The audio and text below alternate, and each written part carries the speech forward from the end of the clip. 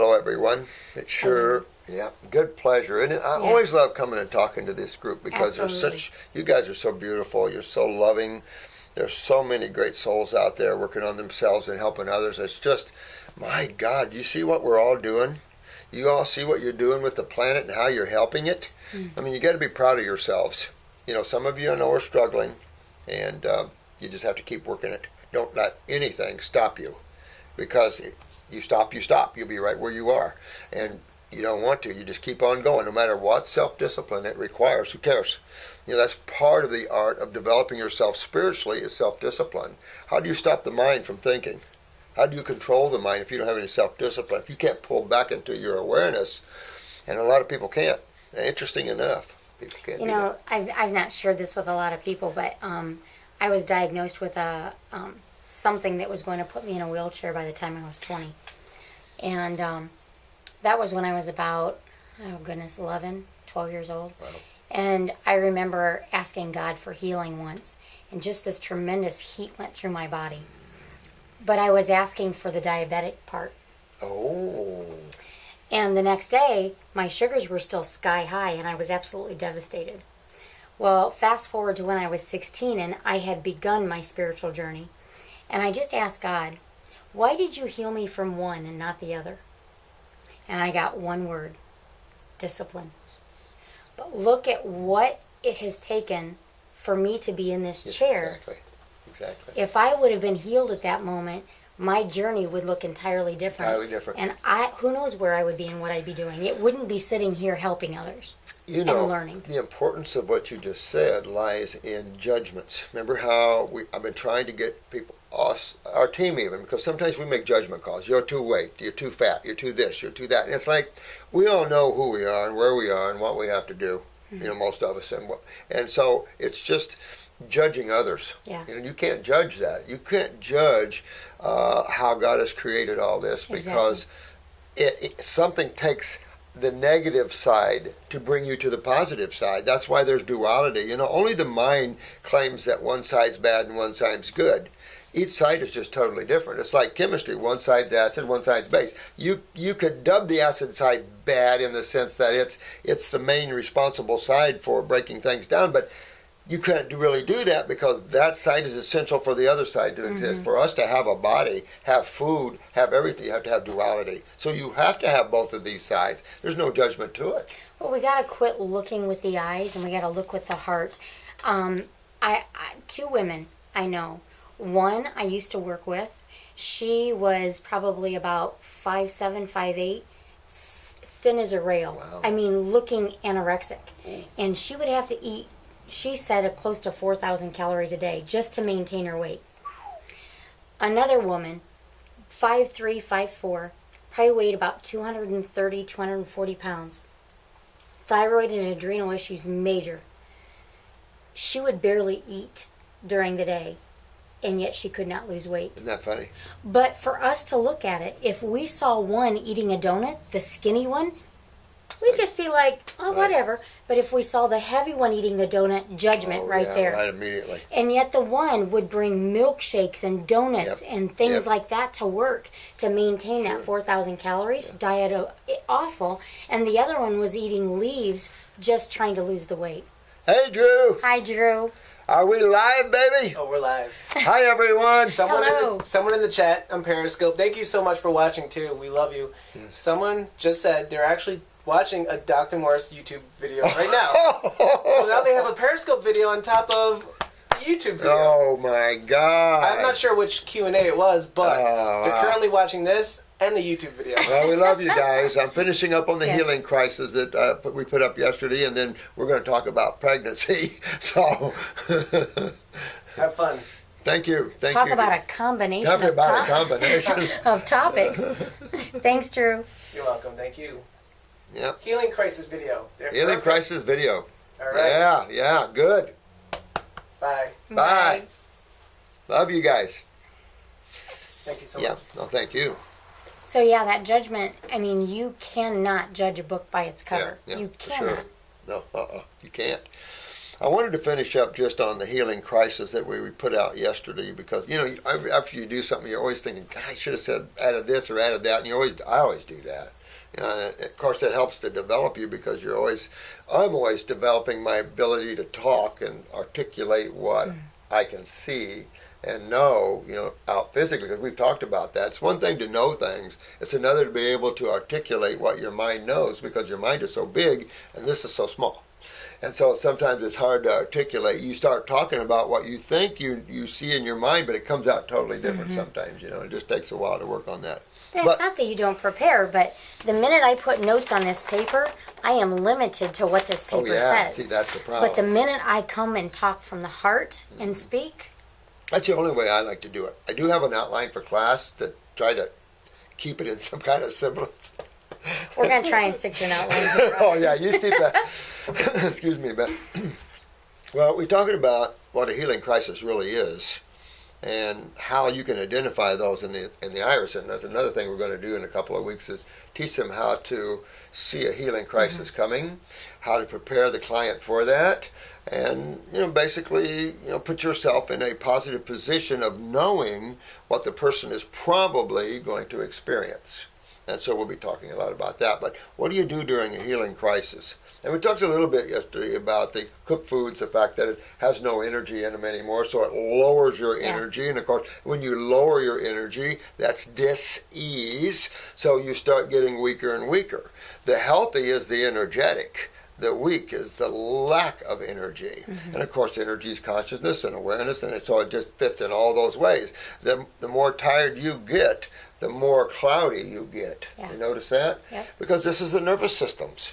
And so your nervous systems is your liaison, if you want, to consciousness in a way. So some of these things, I've talked about the ER. Some people I've sent to the ER just in case they need stabilized. Because some of you guys are so advanced in when you woke up to realize that you have a problem and no one could help you. You had to find the answers yourself. The medical community did not have them. Sometimes it's scary when you wake up to that, or when you wake up to the fact that you've been to 10 doctors and no one's got an answer for you and you don't know what to do. Well, not only that, but the medical industry and us as humans are used to pointing to the fruits as the cause because it stirs things up. It gets things moving. I mean, if you're dealing with stuff like that, it's got to come out. And that's what the medical community is used to doing. They point to, well, you ate a lot of fruits and look at yeast and candida, and it's got to be its problem. It's got to be the fault of the fruit, and it's not. Yeah, we talked about that before in a video where fruit really exposes what's underneath because it's astringent. It starts clearing out where vegetables don't have that clearing ability as much. I mean, if you had super, super, super concentrated chlorophyll, it acts like an astringent, but you get so many other good astringents. Why even mess with doing that, Yep. I've even, times, I'll get a call at night and they're in trouble. Someone's in trouble with breathing or something. So we look to their medicine cabinet or to their pantry, for cinnamon, cayenne pepper, any oil. Because oils, remember, are anti-inflammatory. So when you have a pain, you could rub even olive oil in your kitchen counter or something. Yep. Rub that on a spot. Yeah. You could add just a pinch of cayenne pepper for warmth and to improve circulation, but only a little dab will do you. Some people go way overboard. It's like some of you guys that are playing with the black salves. Understand that you don't go overboard with the black salve. You only need, if you have a tumor this big, you only need a black salve that's about as round as the end of my finger. It'll open and pull. Yeah. You don't have to go massive with the black salve because it'll irritate all that area wherever you're putting it. Yeah. But remember, when you're doing the black salves too, is that you've got to always go back and fix the problem like you would anyway, or you're going to get another tumor. See, the whole issue about what we do is correct why you have the tumors, why you have these things, and of course get rid of them because we fixed that. So you just got to remember that if you pull a tumor, you still have to fix your kidney filtration and your adrenals and your lymph. Well, how many times do you get a report back where your cancer's in remission? That's actually a scary thing because it puts you in a state of feeling secure. Absolutely. But you just added all of the damage that the chemo created, plus the dead cells that it created that were cancerous cells. Now your lymphatic system has to work all the harder. You didn't fix that, you added to that. So 5 years down the road, 1 year down the road, 6 months down the road. Explodes. I'm sorry, your cancer's back and it's spread. Yeah, and that's where it's back. Well, it never left, and they didn't tell you it left. They told you were in remission, which means it didn't leave. And there's nothing to leave. It's not a conscious entity that says, well, it's time for me to go. This chemistry. These are acids. You're not like you can talk to them, and well, you could, but you'd have to be at another level. But still, you're not going to talk to them and say, would you please leave? That's not how this works. But a lot of medical doctors think things like that, and I don't think they have sit back and taken a look seriously at some of what they say, because some of it's just idiotic. Some of it's just like, what? Doesn't make any sense. But don't ever let a healing crisis stop you in any way, shape, or form, or set you back. And you will not be set back if you have to add some cooked vegetables to slow it down. My take rarely is to slow it down. If you're ratted out, you detoxed, and your healing crisis is lasting too long, because most healing crises are a few hours to a few days. There are some that last a lot longer. How you make them last a lot longer is your diet. Your diet controls how you deal with a healing crisis. If you want to slow it down, you add cooked foods. If you want to hold it there, eat vegetables and fruits. If you want to push it through and get rid of it, go to fruits, berries, and melons. Kick that detox up. I have actually had someone draw back slightly from a healing crisis doing the more vegetable fruits that we've. I love that. I love that term that we category. Category, exactly. We got some new charts for you with that on there. Yep. But coconuts and bananas and avocados, and it slowed things down. Still banana healthy. Will slow things down a little bit. It depends on the level you're at. Absolutely. And so you can kind of learn how, and that's what I was talking about, the art of detoxification, the art of healing someone. Holy moly, that's a big truck. That's a big truck. Yes, it is. Uh-oh. We've got some stuff coming, don't we? I don't know. We got a big truck pulled up out there. But I think pretty much, I think I've covered the healing crisis pretty good. If not, send me a message if I needed to cover some area that we didn't. But we wanted to cover a special thing. Marcy wanted to cover this today, so we want to talk about you ladies for a minute. Yes. Before we switch to that, though, the first thing to remember in any situation, especially if you're detoxing, is do not panic.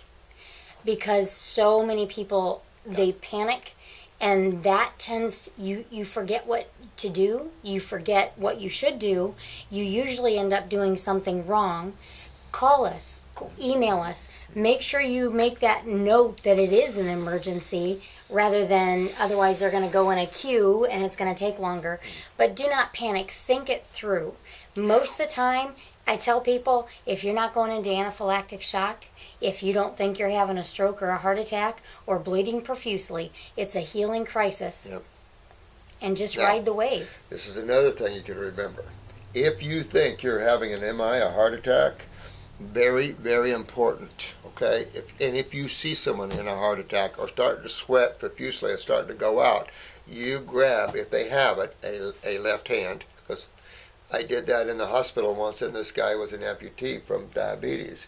He didn't have the left foot. I had to go to his left hand. The left foot, to me, works faster, but you want to go right here in your left hand, or just on this pad right in here. On the left foot, same thing. You've got your toe and your pads right down here. Get a foot chart, and you start rubbing that. I pulled 3 people out of cardiac arrest with that technique, and I mean flatline. One not flatline, but. And if you're not sure what you're doing and you're nervous about that, just grab their thumb and put your hand right back here. There you go. Because what you're doing is you're creating a circuit. And it'll at least keep things going until help that That's a good idea right there. That's a good idea right there. See, so there's a lot of first aid things that you can do, with that. Some people thought, of course, to get the cayenne pepper down them. You have to be real careful with things like that because of choking and everything else. They don't do the mouth resuscitation anymore, so most people know how to give chest compression, that sort of thing. But cute. Unless they're cute. Never mind. We're moving on. Moving on. We like to have fun here. One of the reasons that I wanted to talk about this next topic is because, I mean, it has brought anything from joy and excitement and wonder to anxiety and fear and trepidation and even grief. And that's pregnancy. From getting pregnant to conceiving to having that child. And so we just kind of wanted to talk you through that. We're going to start with fertility. We're going to start with those who are struggling to get pregnant. We're going to move to safety and herbs and things like that during pregnancy, post-pregnancy, and even in nursing. So we're just going to kind of dig right in. Go ahead. I'll just be your cheerleader. No, you're going to join me. But have had a lot of people coming to us that are struggling with getting pregnant. When your body gets out of whack, when it gets out of balance, it throws the whole chemistry of things off keel. Especially, you know, acidosis affects it's not prone to liking this area more than that area. Right.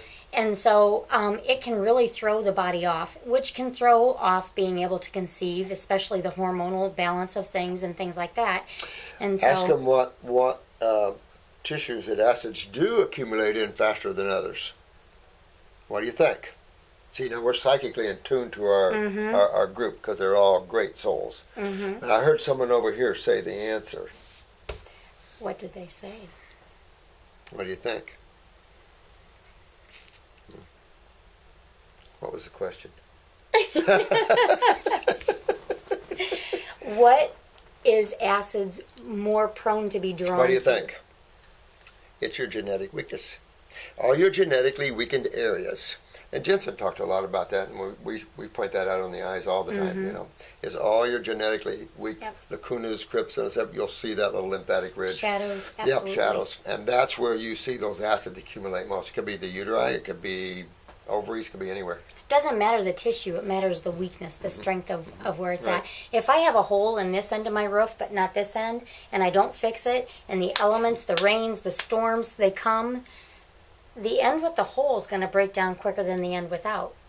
That is why you can have 32 people lined up here with something, a weakness in different areas. I can have 3 people walk in with pancreatic issues. One is pancreatic cancer, one is pancreatitis, and one is type 1 diabetes. They didn't all walk in with the same issue. It depends on the weaknesses. It depends on how the systems in their body are working together or not working together. What tissues are involved? I mean, like the beta cells can be involved, the islets in the pancreas, or the pancreatic duct can be involved. Again, how we weaken ourselves through this long journey of genes and chromosomes and things, my God, you know, and all the mutations of that. But the cool thing is, can all turn around. Yeah. It can all turn around and go back to the strong, healthy side again. I mean, nothing's down forever. It's just like it swings over here and you can swing it right back. Thank God. I mean, if you swing your boat too far to the acid side, some of you can't get your bodies back to stay in them. That's a fact. And that's just the way it's going to be. Don't take your body that far. And this lack of being able to get pregnant, I mean, you chase that. You can name numerous different reasons for why, but you've got to chase that back to the original, and that is the acidosis. I mean, whether it's affecting the pituitary or whether it's causing inflammation in the fallopian tubes, whether it's causing inflammation in the uterus, regardless of why you're not able to get pregnant, you've got to get those areas healthy, and you've got to clean those out. I have a number of ladies that I have really strongly recommended taking 6 months to a year after looking at their eyes. I mean, they came to us because they couldn't get pregnant, but after looking at their eyes, strongly suggesting that they take 6 months to a year. Standing on this side of getting pregnant, 6 months to a year can seem like forever. But standing on the other side and having a healthy baby, or the fact that you did not have a healthy baby or even lost that child because of issues going on inside here, can make a 6 months to a year seem like that. Yeah. Take that time and clean. Well, I mean, there can't be a better point made, I have to tell you, because we see them on the other side where the babies are now mutated, and it's a mess. Yeah. And it's just and the virals are out all over the place, and who knows if they're being released by there's a lot of governments right now into this sort of thing. So it still goes back to your terrain. Mm-hmm. It still goes back, and I thought you were right on here. You can.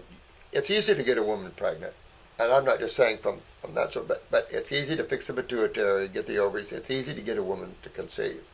What's not so easy is to get them to hold that, and also to make that healthy, because you're going to have the same weakness in the offspring. Yeah. So it's one thing just to hit the pituitary and really get the lady to conceive. That's about as easy as it gets.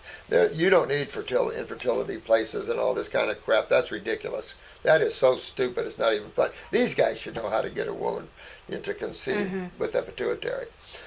But what you're saying is so vital to understand is that you want to fix why your pituitary is down, why you can't. It's easy to understand what glands are involved in conception and what hormones and stuff. That's easy. But the fact of why you don't, just what you said, real vital to fix that. And the thing about it is, most people when they're pregnant, they tend to pull away from the eating healthy raw fruits and stuff, because I want to make sure my baby's got all the vitamins and all of that. This is the thing. Oh my God. Everything you put in your mouth is building that child. Why would you want to put something in there that is going to build a weaker child? This is the time to firm up. This is the time to get serious. This is the time to put the things of nature that, I did not do this well when I was pregnant. I didn't know to do this well when I was pregnant. I may have been into herbs for most of my life. I may have been eating better because of a diabetic, having to eat better, but you can still eat awful that way. I know. And I didn't know to do this for my children. Just like, and I'm kind of jumping ahead of myself here, but just like that child is tied to that mother's immune system for 9 months, that mother's weaknesses can become that child's. You provide things for that child during that pregnancy, but that child can also, even tiny, provide for you. All 3 of my pregnancies, my children gave me insulin. My very first one, my sugars were amazing. He was born. He went from providing me insulin to just having to provide 7 pounds insulin. And it took them a week in the neonatal unit to get his sugar stabilized, because he kept wanting to drop because he kept overproducing insulin. Now, fast forward 20 some years, and his adrenals are very, very weak, and he has a weight issue, and he has the potential of type 2 diabetes. Yep. It's just, I guess there's the bottom line to it. There isn't anything better than to feel good and be healthy. Whether it's a lifetime of raising children that's mutated and have serious problems, or losing children at St. Joe's or someplace like that who think that we must poison and kill our kids to try to save them. Yeah. And they have no clue to true genetics and what's going on here. We can no longer trust our kids to the medical profession. If you guys haven't got that yet, you need to, because there's a serious mutation of kids. We've had the parents at our classes. We're all crying to hear the stories. It's not even funny. The AMA does not understand infants and how to raise them, how to feed them, how to take care of them, what happens when they have digestive problems, what happens when they're born with neural toxicities or suppressed nervous systems. How do you deal with those things? They don't know. They don't have a clue. Right. And so then they end up making everything so much worse. But, for those of you that are listening that are wanting to get pregnant, getting yourself healthy first is such a key.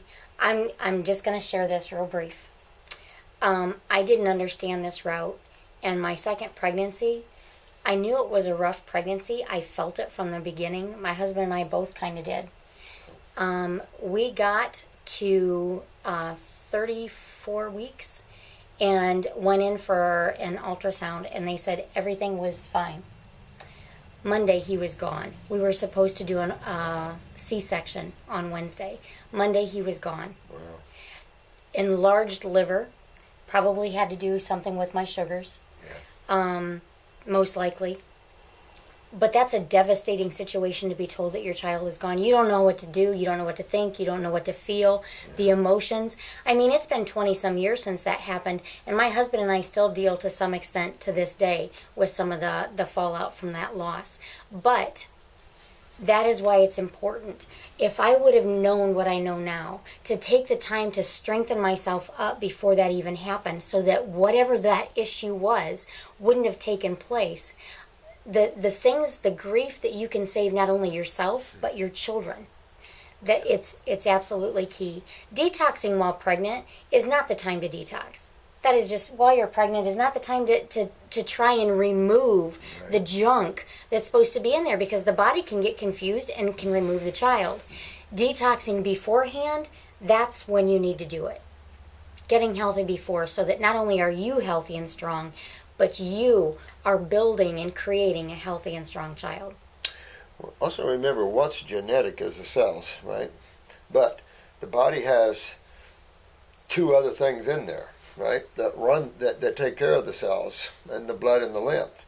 So you have to understand that fluids aren't genetic.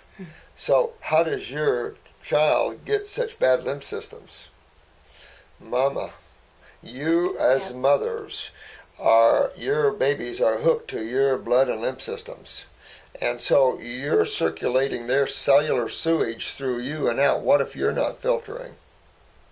Well, neither is the baby. Yeah. So this is why we see babies' lymph systems. That's why you're seeing babies now with tumors in them, why St. Joe's is full, why you see what's going on here with the kids in all levels. It's just sickening. And we got to turn it around. And then the virus thing, and it's just got ongoing lack of understanding of terrain. And you got people all around the world that have diets that are making their bodies toxic as hell. Everywhere. If you're not eating fruits and vegetables, you're eating foods that clog your body. You're eating foods that are not designed for your body. And I have to tell you, even vegetables are not designed for your body. Go to the fruit veggies. But vegetables, you just sit on a piece of kale. How'd you like to choose on a piece of kale or a ripe pineapple from Hawaii or mango from the tropics? I mean, is there a comparison? And how does your body digest and deal with each one of these? And what's the exchange back to you energetically from them? I want to take us back, because I want them to catch what you said. Okay. The cells can be genetic, but about the blood and the lymph. Yeah. That changes on a daily basis, and it changes according to what you're eating, what you're breathing, what you're taking in, what you're drinking. That's not the genetic part. I have clients all the time saying, well, my dad had this blood disorder, my mom had this blood disorder, I've got this disorder. You don't have the blood disorder. You've got to trace it back to the root of the issue. You got the cellular weaknesses. That's where the true weaknesses are, that's set up for all that they look at. So all the factors in the blood is from the cells. So you just have to look at that and realize that we have some serious health problems, and that babies, their sewer systems and all come right out of mama. And so look at your lymph system, and that will be your baby's lymph system. As far as fertility goes, clean up the diet, get as raw as what you can. Our female reproductive formula has to come with a warning. So, I mean, if you've cleaned yourself up... I've told them. Yeah. But still got to tell them again. Yep.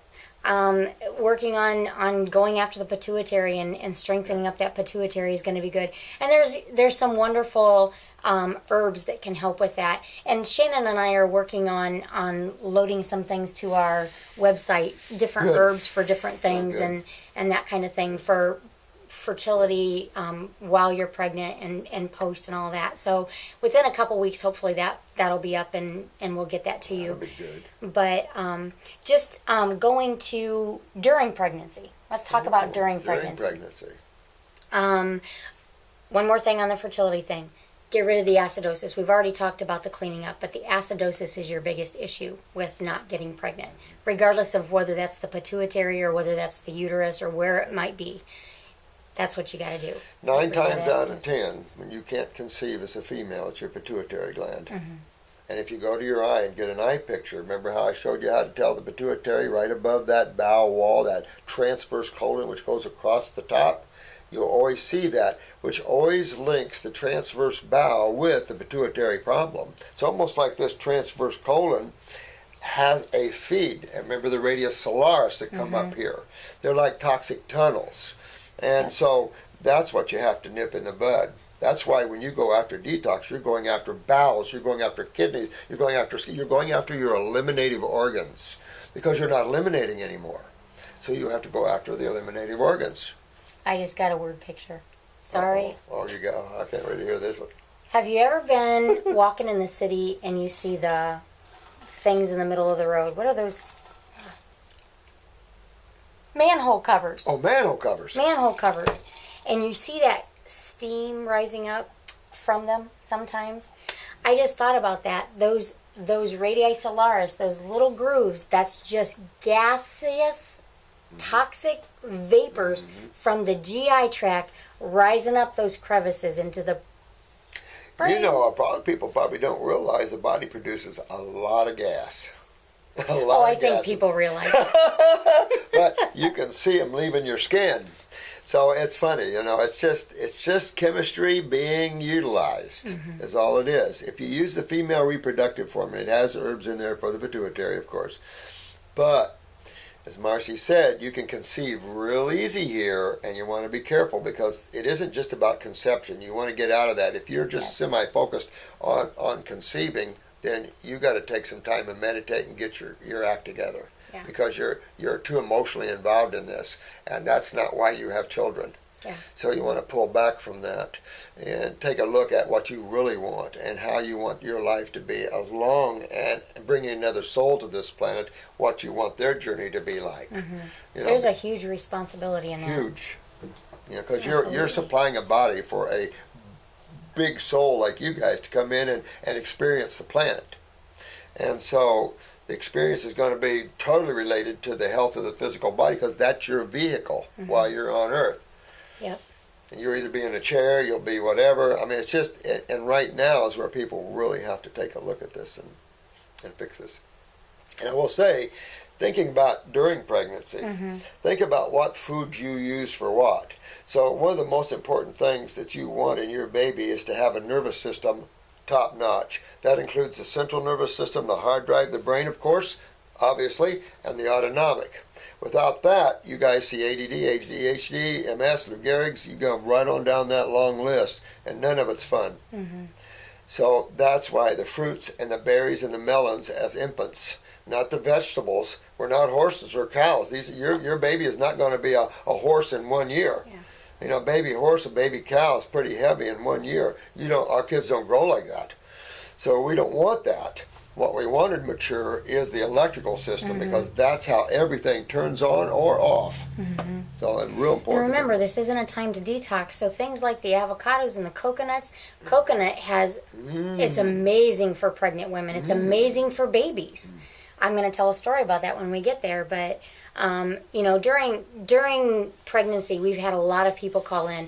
What herbs are safe? What aren't safe? There's a lot of testing going on out there on these herbs. And you've got to understand that one example that Shannon pointed out here was on here, it says that aloe right here is not good through pregnancy. But you got to understand that the one is for, I think she said for diuretic or whatnot, and that's only if you add in the leaf part of it.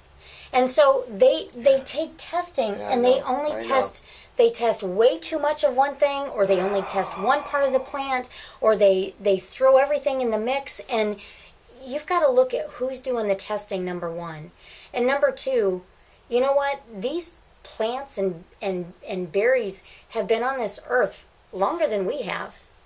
And we animals have been eating this stuff for years in small quantities. And you don't see them eating a plant and dying unless, you know, I'm not saying there's not some plants that hasn't happened well, with. You know, time tested. I wonder how many people got killed testing plants. Yeah. That's in the past, though. Yeah. I'll say this, and I've talked to them about these subjects before, but the one big one that we hold back on, of course, is the lymphatic herbs. Most of these other herbs are so gentle and nice and sweet, I can't even think of one that's bad for you. Yeah. But And So in combinations that the percentages... Exactly. In combinations, they're even better because they have friends working together. You know, we all work better as friends than in one. Remember that? Remember 11-11? You know, we're alone, but we work together as one. So it's always better that way. So, young lady calls. She is 12 weeks pregnant. She just got her thyroid tested, and it's triple what it should be. The doctor told her he wanted her to go on Synthroid. She wanted to know, naturally, the opinions. And, of course, mine was that, you know, Synthroid is taking that thyroid down. It is taking the thyroid down. Go all raw. Do some herbal support. Not detoxing, but herbal support. Get as raw as you can to help with the acidosis. So she got excited, ordered the herbs, started going all raw. Within 2 weeks, she hadn't even got the herbs yet. She had lost 10 pounds, had energy out the wazoo, was feeling incredible, and then made the mistake of telling, I don't want to say made the mistake, that's the wrong way. She shared with her doctor the herbal that she was doing and that she didn't want to do the Synthroid. So the doctor had her bring in all the herbs to see what was in them. Number one, he's never studied herbs. Number one, I doubt he could tell you what dandelion root is or does. I'm making an assumption there, but this is a topic of mine that has me highly ramped up. Energized. Told her that she could not do the herbs. His words were, I can't tell you exactly why, but you can't do the herbs. Your thyroid may be, it's not about stimulating the thyroid. Your thyroid may be damaged, and that can affect the baby, and so you need to be on the Synthroid.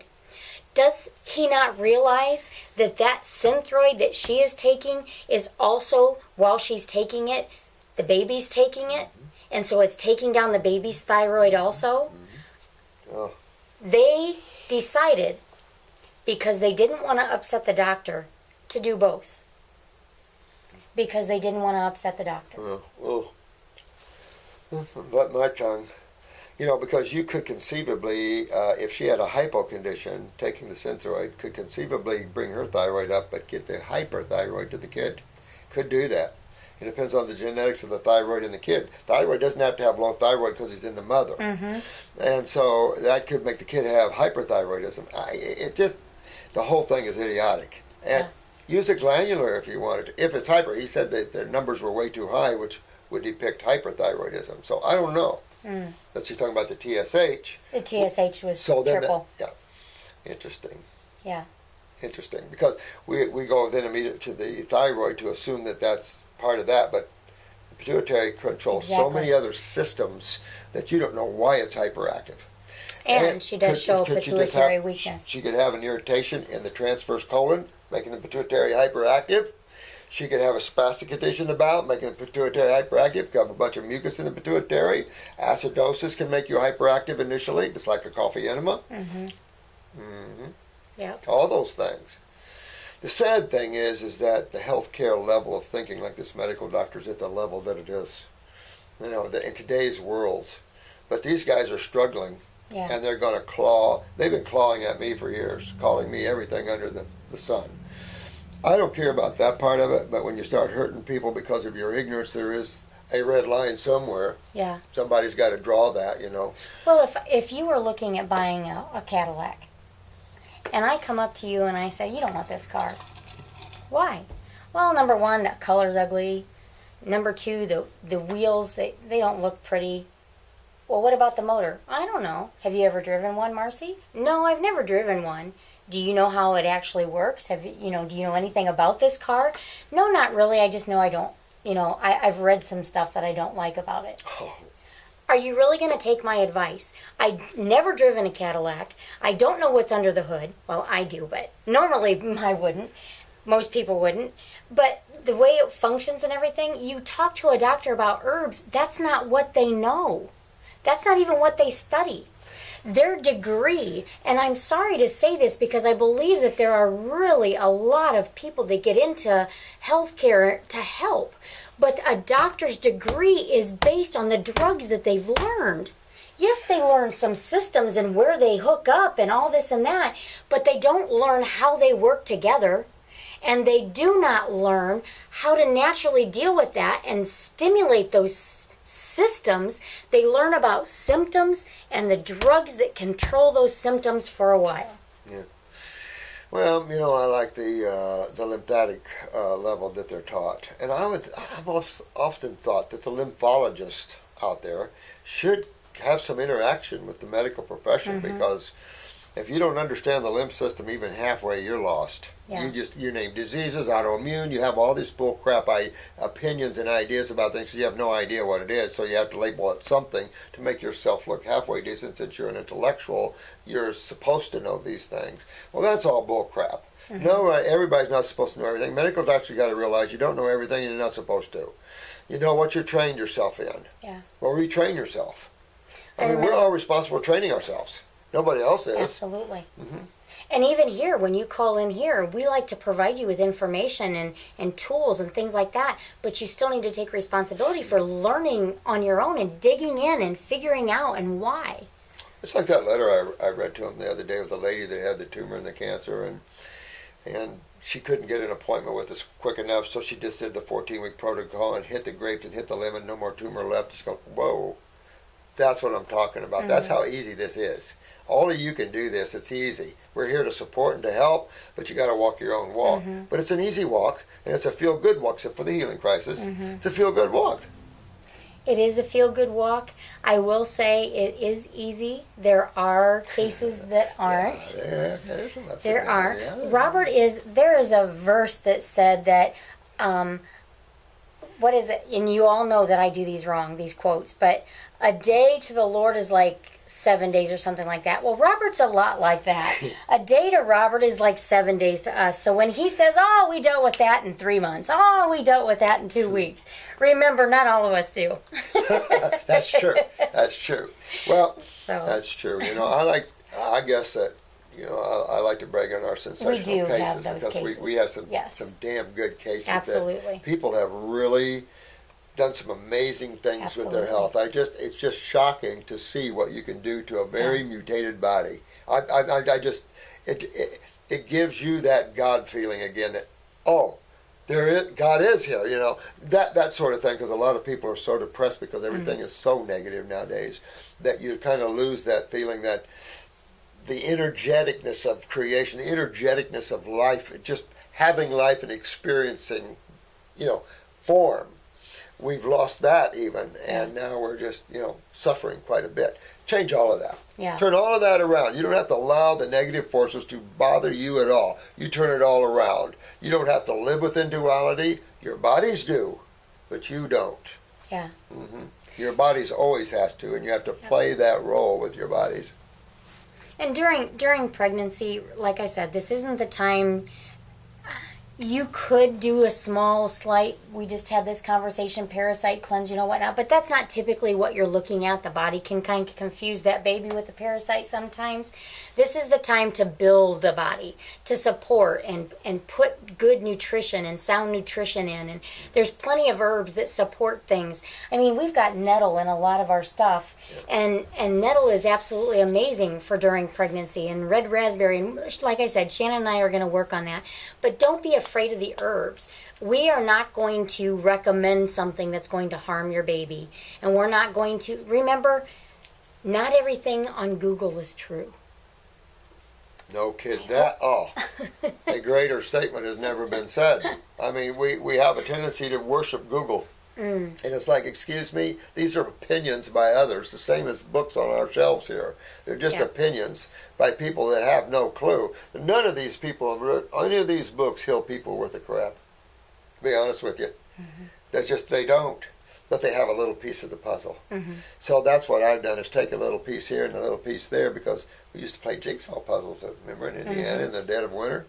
You're going to play so many of those with the snow. But still, that's what it is. You have to understand. But understanding the puzzle first, understanding the picture, and I've talked a lot about that, and then putting the pieces together. Not one person has it all. I've tried to pull everything together as we can, but you can see you guys are helping us to increase our awareness. We're always learning, that's for sure. Exactly. And we love that learning. We love getting feedback from you guys that this did this and that did that. Exactly. And, well, that's the excitement of the mind, is to learn and not to become narcissistic and elitist doing it. You know what I'm saying? Yep. Yeah. So, what about women who already are pregnant, though? What if someone just woke up, they know they got kidney problems, they know they have problems, they're pregnant. What am I going to do? Just carry this and go on, or what am I going to do? Well, of course, I would jump to cleaning up the diet immediately. Exactly. So what happens when you change your diet? Because you do want to change your diet, right? When you want to go as much all raw as possible. Here's the problem, going all raw. What is it? Healing Detox. Exactly. Just changing your diet to all raw will detoxify you. And you can't stop it. It's your body doing it. You have to trust your body, though, to be wise not to let the fetus go. If one of you are in a detox or in a raw food diet and you lose your baby, there's a reason. And you can't feel too bad about it. The same with you, because there's a reason for everything. Remember that? And sometimes those souls are not supposed to be here, but just it's easy to know. Easy to know. But hard to know. I know. Remember, we're just supplying bodies for the souls. Right? The souls come out of the Godhead. So you have to realize that if you have a weak fetus, that baby could have had problems that would have been inhumane. Or you could have had a situation where, not knowing about the medical community and their unawareness with children, do some bad things. So there's so much, and you just can't live with that. You just have to understand that we only ride the ride. The strings are already being pulled. And it is about letting go, especially emotions and things like that. You have to understand that all of that tie you to past and to things. Exactly. And you do need to learn to let things go. Yeah, absolutely. But so many people, they get in cycles. They think they've dealt with it, and then all of a sudden it comes back up again. And it's a lot like a healing crisis.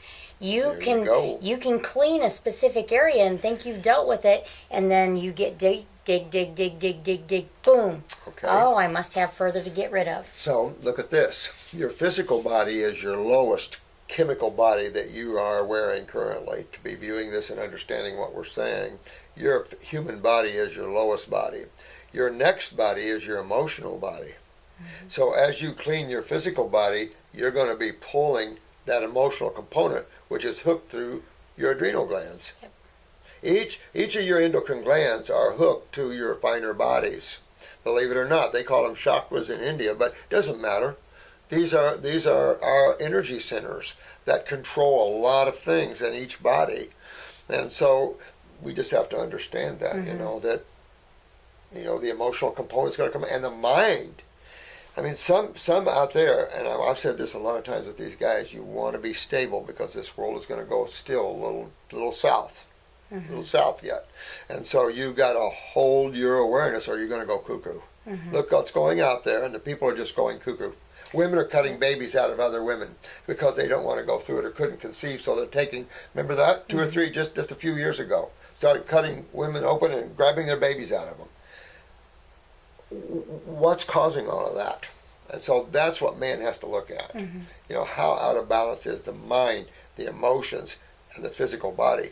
And of course, for most people, they can only start with the physical body. Start eating right and cleaning that up. Then it'll reach into your emotions. Then you'll have emotional detoxes, which you're going to talk about a lot in the class. And then it reaches into the thoughts and the past experiences and the past coming up to haunt you. And that you've got to clear that out too. You got to be prepared because you're just going to continue to, whether you're detoxing physically, emotionally, or spiritually, you're just going to continue to go deeper and deeper. And that can be an exciting thing if you get to the point where you look at it as that.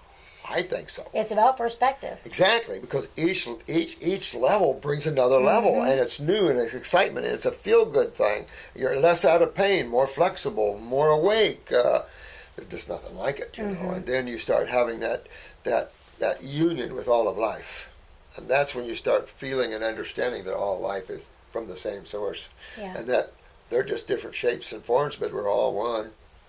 So that brings the love principle and the nirvana. So if you find that you're pregnant and you're wanting to do something about it, supporting the body like we spoke about is a good thing.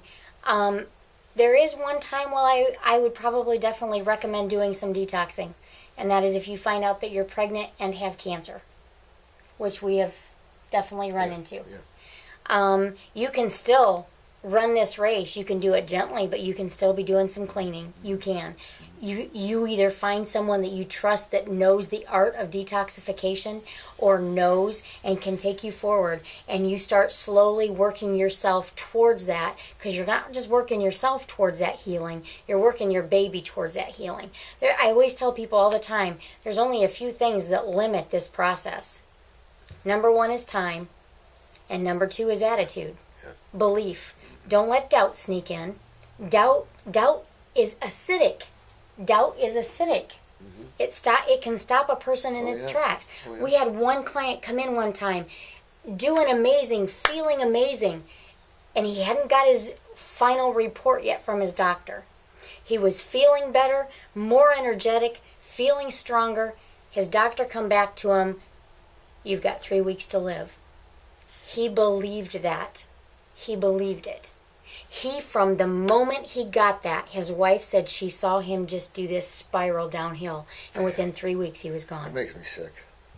But that's how it happens. You accept the fact. Yeah. But that shows a weak soul, and that soul then maybe come back. He already has the groundwork of the raw foods, so he'll come right back, get another body. That'll be more aware soul, and to be stronger soul. But when you believe in that crap and you let someone dictate the time you have left on the planet, you're a weak soul. Yeah. And you all can't be weak in today's world, or it'll consume you. Mm-hmm. It's like it did that guy. You want to be strong.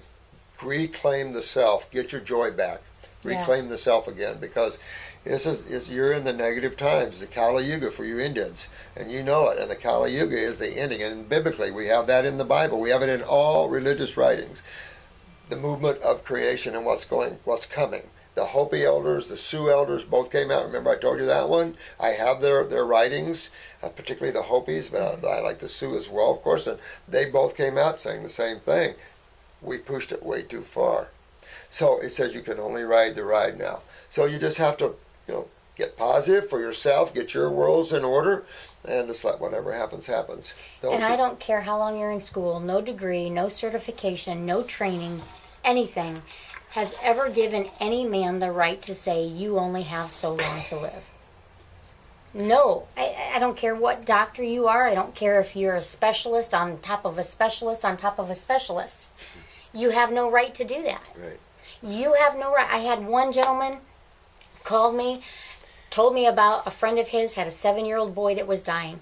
And I said, have him do this, this, this, and this. And he goes, no, the doctors told him within the week he'll be gone. And I said, they settled for that? They settled for that? Yeah. No doctor would ever tell me anything that would make me sit down and give up before that child is taking his last breath. Absolutely. And that's what gets me. And some people are so compliant, but they're not highly evolved humans. They're kind of part of the pack. And they accept what they're told and everything else. Don't be a follower. Mm-hmm. Remember the follower, the view's always the same. If you're not lead dog, the view's always the same. And that's just the problem. You don't have to be aggressive, right? But you want to claim your rights and your awareness and your world. And you don't let anybody tell you anything you don't want in there. Mm-hmm. But also don't rule out the good stuff. Yeah. That sort of thing. Yep. Surround yourself with positive people. People that believe in this journey. Not that that's to say you get rid of everyone around you that's negative, but you may limit your time with them for a little while. You may get together with them once a week instead of every night. You may say, you know what, if you're going to be around me right now, I don't want to hear it. Yeah. You just have to. Don't get upset if your friends change too. Sometimes friends need to change. You're walking with the wrong friends. And if you have friends that enable you, or take away your energy, dump them. Start getting some new friends that feed you, that help you, that put their arms around you, that feed your journey and give you some substance in your world. So the whole thing with during pregnancy is there's answers out there, there's support out there. Don't believe everything you heard. Herbs are not here to hurt us. Herbs are not here to kill us. Herbs are not here to get rid of our babies. Vegetables. Thank you. They're just vegetables with a twist.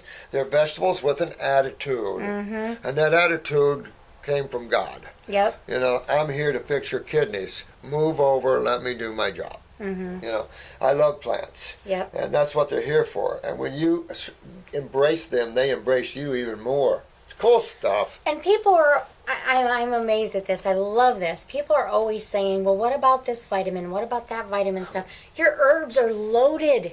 They are absolutely loaded with vitamins and minerals. And it's like the nettle.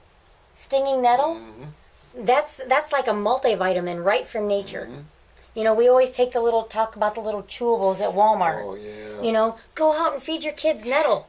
It's one of the best things you could do. Now, with that in mind, what are the 4 processes that is essential when we talk about nutrition?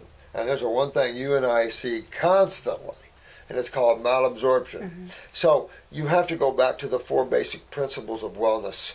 First, you must digest your foods properly. Second, you must absorb those foods through your intestinal wall, either into the lymph system or the blood capillaries. Thirdly, you must utilize to metabolize. This is hormones, steroids, neurotransmitters, and the like, and enzymes. And then fourth, and finally, you must have to eliminate the byproducts from all these processes. Well, that's the final stage, but that's our first stage that we have to work on because that's what we've lost. Now, in losing the last stage of elimination, we've lost all the other stages. We don't absorb. Most people are malabsorbed to some extent. Oh, yeah. So when you say, I'm just going to take vitamins and minerals because I need them, wrong thinking. I want to get my body to where I utilize the chemistry that I'm eating. And when you do, you'll be surprised how little you need to eat for how much power and energy you will have. It's amazing. We don't need to eat the kind of food that our processors have been putting through. All the meats and the potatoes and the grains and all the big meals that people eat are just like staggering to me. Yeah. My meals are small and little. I don't get the amount of food people put down. I'm just like, oh, wow. I know that has completely changed for my husband and I. I mean, we used to be huge as far as getting together with family and just everybody bring a dish. Baby. Oh my goodness. The last time we were up there, I literally took 3 bites of, I forget what I was eating, and I was like, I could be done if I needed to be. Yeah. You know? Yeah. Oh, yeah. So, I mean, you don't need near what you have. My husband, he still does do meat sometimes, but he's went from consuming a huge steak to literally about 3 bites in. That's He's pretty done. good. I mean, There's people that would still judge him on the fact that he's still eating the meat, you know but what, though? one And step that's at a the time. problem. That's what I want to weed out of us is One that step at a judgment time. call because it's one step at a time. Some souls can only take one step at a time. Others can jump full bore. Who cares? Yep. We're all part of the one. We're here just to love each other no matter what level we're working. Yeah. Because you know what, go if ahead. somebody come to me and they said, you know, my diet's awful and stuff, but, you know, I gave up Twinkies this week. Yes. Keep going. Keep going. No, Don't you judge them no, for the no, fact no. that they still had that chocolate milk at bedtime and what like that. Some people, it's got to be baby steps. Some people are so emotionally tied. Everybody can be addicted to something, regardless of whether that is drugs, alcohol, food, sex, books. It doesn't... romance books. You know, it doesn't matter what the addiction is. You don't understand the walk that somebody else is walking because you've not been in their shoes. Yeah, you know, you will notice that some of you that have your own businesses and stuff understand the stressors and the level of stress that it brings and some of the expenses and things that others have no clue about. So, you know, when you're in business for yourself, that's another level of thinking. Yeah. You know, and especially when you have a bunch of employees and you're responsible for their lives and they have kids, you know, so it exponentially kind of grows out a little bit in your stress levels. Well, that's responsibility. You're taking on more responsibility, and the more responsibility I notice people take on, the bigger they get sometimes. And I'm trying to do that to where that's not a factor. But I've been watching people in business, and sometimes men that have, or old ladies that have a heavy load, they get big. Just from all that load, they stress out by eating and relationships. Well, what does stress do? The number one thing stress does is takes the adrenals down. There you go. Creates acidosis in the body. There you go. Right there. So, moving on just a little bit, I got a couple clients this afternoon, so we'll try and get through this last one, and that's post. That's post-pregnancy, after delivery. Well, first of all, before the delivery, one thing I really like to recommend is nettles and raspberry, because they are excellent at toning the uterus and preparing you for delivery of that child. So those are two that are excellent. But post, let's talk about, what do you think about detoxing during nursing, Robert? Well, interesting. I think I told them once that we had a couple that had just given birth, and the lady had cancer, so I went right after her. But she was breastfeeding, and the baby shed his skin. Totally, his whole skin came off of him. And luckily they didn't freak. And later we realized it was because he had a weak skin. Yeah. And that his new, healthy, happy skin. It's just to a medical doctor it'd freak right out. But to us, we knew that the body gets rid of that which is weak and replaces it stronger. If the substances are coming in to do that. And that's just what happened, But that's part of the issue. You're going to detoxify your baby. I want to bring up this, and I've already discussed it with him once, but I think it's important with breastfeeding and stuff, post. And a great example was my granddaughter. She had just delivered, she was detoxing during her pregnancy. She might have did lymphatic 1. I couldn't keep her from it, I think, but she did detox, and she pumped the superfood blend. So this baby came out 10 pounds, 22 inches. They're going, what? He's already crawling, and he just got out. It was just amazing how big this kid is now, and he's only a few months old, But they called and said he had a real bad ear infection. So what was my next comment? Take him off the milk. Take him off the breast. He can't have any more breast milk. When you see your baby's getting colicky or mucousy, that's it. You're done, because if you push that, you will fill your baby full of mucus and tumors and all this kind of stuff. Same with thrush. Thrush, all of that. No, when you start to see all that, back away, get them right on the fruits and the berries and the melons and the coconut milks and waters. I had my oldest was on fruits by the time he was 2 months old, I think. Yeah.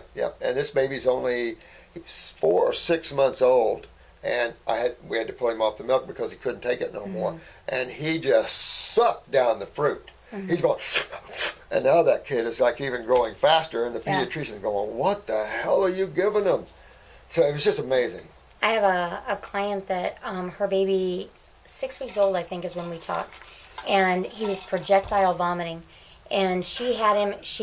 I don't remember if she couldn't nurse or it was just their culture that she didn't nurse. I don't remember which one, but she was not nursing. She had the baby on a organic formula type thing. First child did amazing on it. Second child, projectile vomiting. I recommended coconut. Coconut milk. So she feeds him 5 bottles a day. She replaced just one of those bottles with her own coconut milk that she makes. And then she cut that with a little bit of water.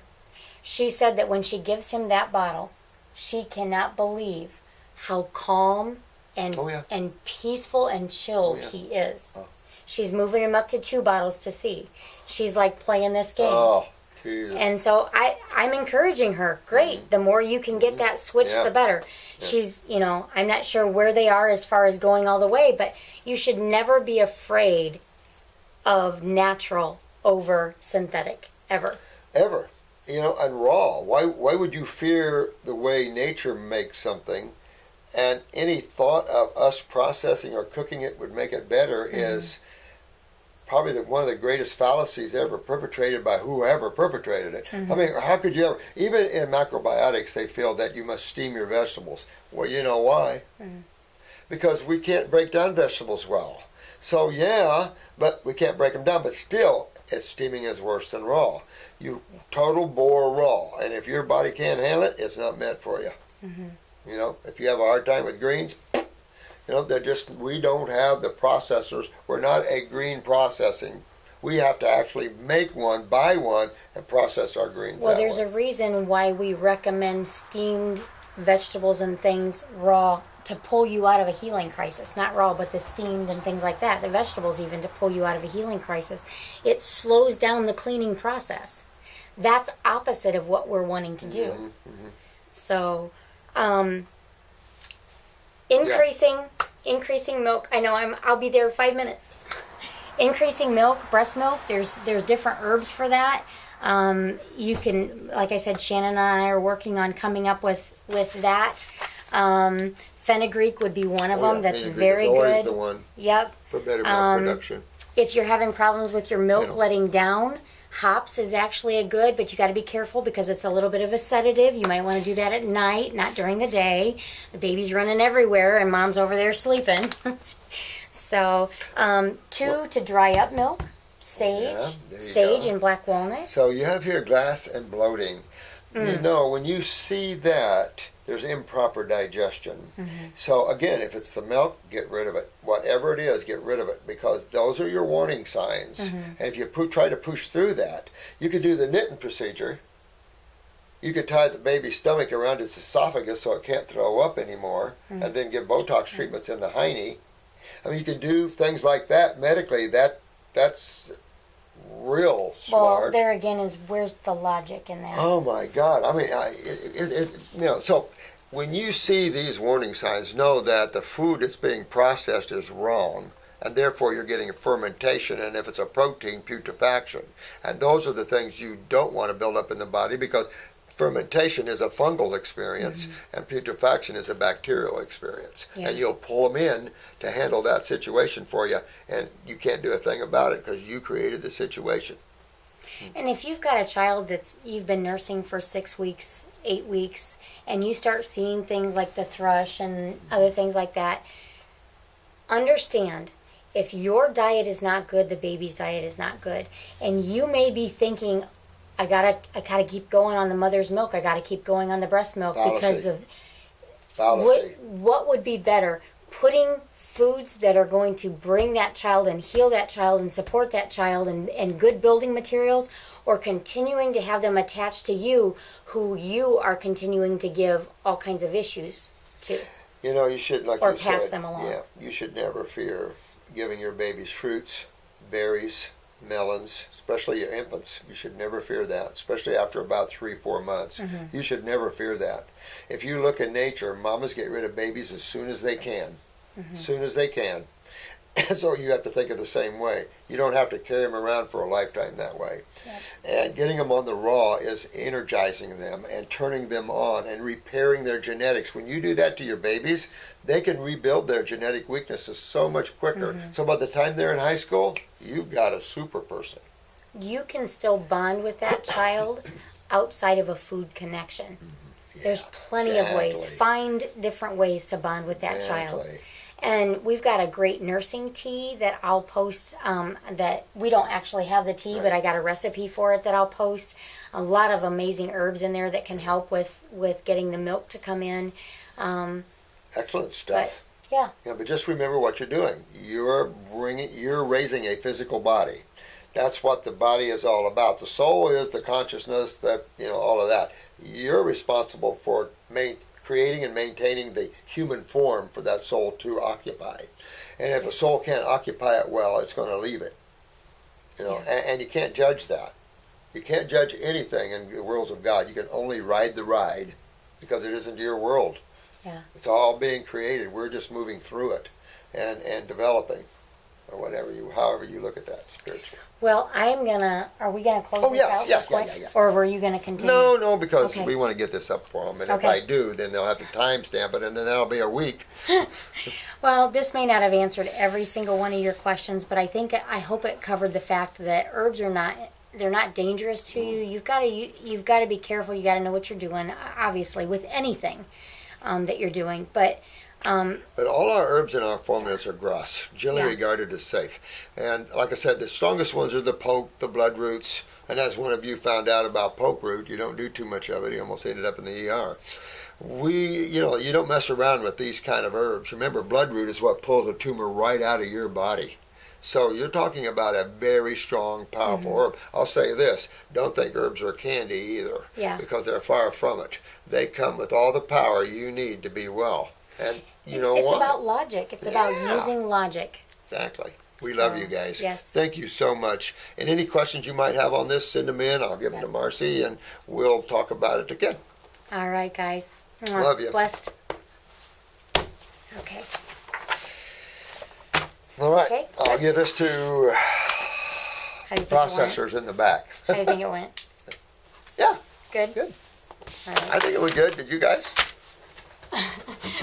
We're gonna see after it's posted.